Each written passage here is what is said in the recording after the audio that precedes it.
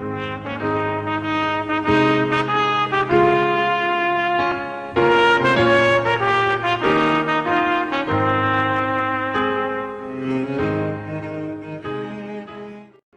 meus queridos irmãos e irmãs, é com muita alegria que eu cumprimento a todos através de mais um estudo da lição da Escola Sabatina. Gostaria de convidá-los para uma palavra de oração. Santo Deus, muito obrigado pelo teu amor, o teu cuidado, o teu carinho por nós e por nos guiar através da tua palavra, nos sustentando a cada dia através de lições tão lindas. Toma-nos com teu Santo Espírito, capacita-nos a compreendermos, termos condições de vivenciar e de ensinar os que nos cercam com as mensagens que tu tens nos preparado. Meu que te pedimos, agradecidos, com o perdão de nossos pecados, em nome de Jesus. Amém. A lição desta semana, Abraão, o primeiro missionário. Na realidade, olhando do ponto de vista bíblico, entre patriarcas e profetas, nós tivemos vários anteriores, como o próprio Enoque, que aqui na terra foi missionário durante mais de 360 anos, até que foi morar com Deus. Nós tivemos também Noé, dentre outros que poderíamos aqui também comentarmos. Sem não deixou de ser um grande missionário. Mas aqui, esse semita, então, Abraão, o progenitor da fé hebraica, a fé que acabou se tornando responsável pelas 3 maiores religiões do planeta, que é o cristianismo, o judaísmo e o islamismo. Este indivíduo, de fato, conseguiu marcas muito interessantes na trajetória primária e fundamental que nos chega até os nossos dias, e a fé que nós sustentamos nesse Deus da forma que sustentamos, muito devemos ao trabalho precursor de Abraão. O verso indicativo, Gálatas 3, de 6 a 8, considerem o exemplo de Abraão. Ele creu em Deus e isso lhe foi creditado como justiça. Estejam certos, portanto, de que os que são da fé, estes são filhos de Abraão. Prevendo a Escritura que Deus justificaria pela fé os gentios, anunciou primeiro as boas novas a Abraão. Por meio de você, todas as nações serão abençoadas. Muito interessante isso aqui. Abraão, de fato, nós podemos ver aí alguns propósitos com relação ao trabalho que ele desempenhou, propósito divino através do trabalho dele. Deus teve para com Abraão e sua família um triplo propósito: que fossem os recebedores e guardiões da verdade, que fossem o canal por meio do qual o Redentor entraria na história, e que fossem, como fiéis servos de Deus, uma luz para as nações e para aqueles que precisavam conhecer o Senhor. Olhando agora o segundo tema, o chamado de Abraão. Aqui, nós vamos cavar mais fundo um pouquinho. E se quiser ir mais fundo um pouquinho ainda, assista o Escatologia 3, que sempre no início da lição eu faço uma pequena divulgação do Escatologia 3, que lá nós temos 1 hora de prazo em cada aula para analisar as matérias, e vai fundo no conteúdo bíblico. Vai lá, dê uma olhada. Mas o que nós vamos estudar aqui agora, vamos aprofundar um pouquinho mais do que o normal, dentro desse contexto tão lindo revelado nas Escrituras Sagradas. Veja qual foi a forma de relacionamento que Deus colocou esse moço, Abraão.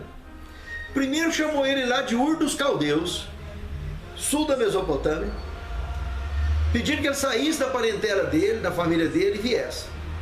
E ele seguiu de uma maneira muito sensata, não abandonou pai nem mãe. Terá, o seu pai, que eram até famílias de origens pagãs, subiu com ele e parou em Harã, no norte do Iraque. Quando o pai dele faleceu, é que ele então rompeu viagem, passando pela Síria, deixando o servo Jó, indo então até a Palestina, 1.650 quilômetros mais ou menos de distância, se não mais, ele percorreu para chegar à terra prometida. Mas um detalhe muito interessante, esse êxodo que ele empreendeu, quando chegou lá em Jerusalém, que na realidade não chamava ainda Jerusalém, chamava Salém, e esse nome Salém vai gravando, 3.000 anos antes de Cristo, 1.000 anos antes de Abraão, já existia, antes do dilúvio já existia Salém, foi destruída e reconstruída depois do dilúvio, e aparece um personagem bíblico ali, muito interessante, de nome Melquisedeque, do qual Abraão, segundo o relato bíblico, levou e deu dízimos a ele. Presta atenção, esse moço era sacerdote do Deus Altíssimo. Observem quem, de fato, o nível de personagem que nós estamos tratando. Vai lá em Hebreus, no capítulo 7, analise primeiro o verso 6. Diz que esse indivíduo, Melquisedeque, não tem genealogia entre os mortais, entre nós. Presta atenção, não foi eu que escrevi a Bíblia, não. Está escrito, vamos estudar um pouquinho para ver que coisa mais interessante. Depois nós vamos ver os motivos do porquê disso, um gancho bíblico que justifique isso. Então, em primeiro lugar, lá está dizendo no verso 6 que a genealogia dele não é contada entre eles, entre nós. Se você for lá do verso 14 em diante, até o verso 17, vamos analisar um por um. No 14 diz que Jesus não era um levita, ele era da tribo de Judá. E como se tornaria então sacerdote se Moisés não só levantou sacerdotes da tribo de Levi? É um comentário que Paulo está fazendo, um paralelo aplicativo, um estudo interessante, um paralelo interessante, que ele não se tornou rei, mas sacerdote de fato e eterno. Mas no verso 15 abre outros ganchos interessantes, muito mais ainda, enaltece Paulo, que a semelhança de Melquisedeque, presta atenção, está dizendo que Cristo, esse Jesus, que deixou as vestes aí no céu, se torna homem aqui na terra, morre a morte eterna, ressuscita, e reveste então da sua eternidade, da sua divindade novamente, para atuar como o Deus eterno, ele assume a semelhança de Melquisedeque. Veja então quem era Melquisedeque. Era um descendente nosso? Era um mortal? Era um pecador? Jamais. Jamais. Foi a palavra que disse, não foi eu? A semelhança de Melquisedeque levanta outro sacerdote, que é Jesus. O verso 16, então, que não foi feito com lei de um mandamento carnal, mortal. Olha aí o que está dizendo. Mas segundo o poder de uma vida indissolúvel. Isso aqui no verso 16 é uma discriminação dessa semelhança que Cristo tem com Melquisedeque, que está fazendo paralelo bíblico.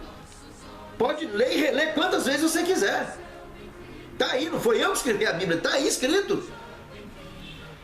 E o verso 17 então, agora falando, apontando diretamente para Cristo, porque dele se testifica assim: tu és sacerdote eterno e para sempre, ou para sempre, segundo a ordem de Melquisedeque. Olha o nível de personagem que Abraão estava lidando. Um cara que era rei sacerdote de Salém, lá naquela época, que se tornaria a futura Jebus e depois Jerusalém. Um indivíduo que era membro do reino eterno, não contava genealogia entre nós, não conta, não tem nem ancestral e nem descendência entre os membros, não se misturou genealogicamente com os membros desse planeta. E um indivíduo de cunho celeste, de origem celeste, que vivia aqui, que vive aqui no planeta Terra. Agora, por que será? Você vai lá no Apocalipse, no capítulo 12, do verso 7 ao 12, mostra a batalha que aconteceu no céu. Tradicionalmente conhecido como anjos, mas sabemos nós, tanto pelo Espírito de Profecia como pela Bíblia, que são seres que viviam em outros mundos, sob o comando daquele anjo conhecido como Lúcifer, que se tornou Satanás, serpente, que até a serpente é um gancho para mostrar o período que ele conseguiu derrubar o planeta Terra, 4.000 anos antes de Cristo, quando os nossos primeiros pais caíram. Esses seres foram lançados na Terra e seus anjos com eles, todos de malicuia. Agora presta atenção no verso 12 do capítulo 12. Alegrais vós aos céus que neles habitais, né? Ficou livre do diabo. Mas ai dos que habitam na terra e no mar, porque o diabo desceu a voz, tem grande ira, sabendo que pouco tempo lhe resta. Você já visitou alguém lá no fundo do mar? Nem eu. Mas não foi eu que escrevi a Bíblia. Vai lá em Filipenses 2,10. Lá diz o seguinte: ao nome de Jesus, dobrem os joelhos todos aqueles que moram no céu, na terra e debaixo da terra. Uai, debaixo da terra eu pensava que era só defunto. Mas não foi eu que escrevi a Bíblia. Está aí escrito. Esses seres que desceram, se tem gente louvando a Deus, é porque houve divisão, houve cisão. E tem gente esperando a volta de Cristo, lá debaixo da terra, debaixo do mar. Não foi eu que escrevi, não adianta brigar comigo. Não estou falando bobagem. Eu estou relatando, estou tentando explicar o que está escrito na Bíblia. Está aí na Bíblia Sagrada.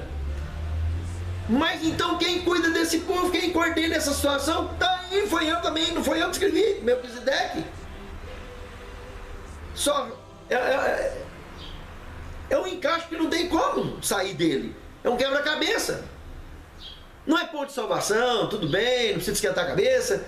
Mas é interessante saber que tem alguém que lida direto com esse pessoal, na dimensão deles.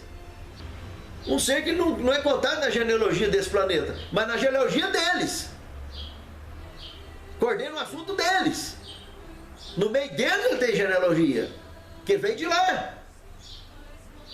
Então, o que eu quero dizer com isso, que quando Cristo assume esse sacerdócio, mas ocupando o âmbito mundial, foi para salvar todos. Todos os que caíram um dia, tanto lá quanto aqui. Jesus, o sacrifício dele foi por todos. E ele é o Filho do Deus vivo. Melquisedeque é um ser como nós, só que não pecou, segundo o que está relatado nas Escrituras Sagradas. Então, observem que Abraão é chamado para lidar com um indivíduo desse nível, com um personagem fantástico como esse, para ser o progenitor da fé hebraica, que prepararia este planeta para receber o Filho do Deus vivo, com o maior sacrifício do universo, para resgatar a raça caída. Por isso, ele foi erguido da terra para atrair todos a ele, os que desejam serem salvos. É muito interessante o chamado de Abraão. E prosseguindo no terceiro tema, então, o testemunho de Abraão para os reis. Veja que foram fortes, se você observar Gênesis 14, de 8 a 24, nada mais, nada menos, todos que se relacionaram com eles, todos os reis que se relacionaram com Abraão, tiveram inevitavelmente um impacto de fé através do testemunho daquele moço. Ele causou impacto, influenciou muito nas decisões de muitos governos, que isso envolveria muitas nações, muitas pessoas que foram preparadas para o reino eterno graças ao testemunho e ao exemplo que Abraão deu influenciando reinados. Porque Deus usa esses reis e governos, por isso devemos orar sempre por eles, para que possa assim alcançar o maior número de pessoas possível, as bênçãos de Deus, através da missão que Deus tem proporcionado e constituído no governo das nações. Quarto tema, exemplo de fé.